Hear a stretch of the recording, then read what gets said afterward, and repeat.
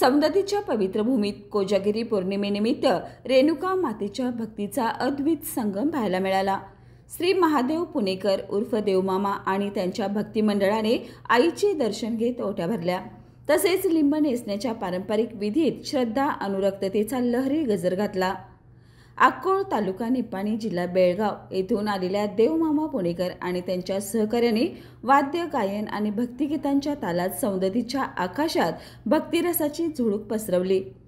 उदे गा आई उदे या जयघोषात वातावरण भक्तिरसात हरवून गेलं।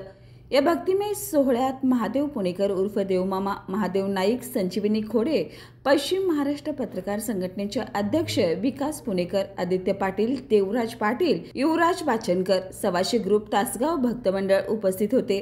सौंदतीतील कोजागिरी पौर्णिमा या भक्तीच्या आणि श्रद्धेच्या रंगाने न्हावून गेला, जेथे प्रत्येक क्षण भक्तिमय आनंदाने न्हालेला होता।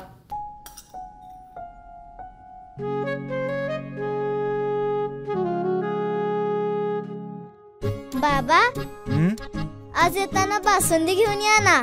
अगं, कालच आपण आईचा वाढदिवस होता म्हणून आणली होती ना। ऐकलं, गोकुळची बासुंदी पुन्हा खावीशी वाटतेय। खरं सांगू, मलाही खावीशी वाटतेय। पुन्हा पुन्हा खावीशी वाटणारी गोकुळ बासुंदी।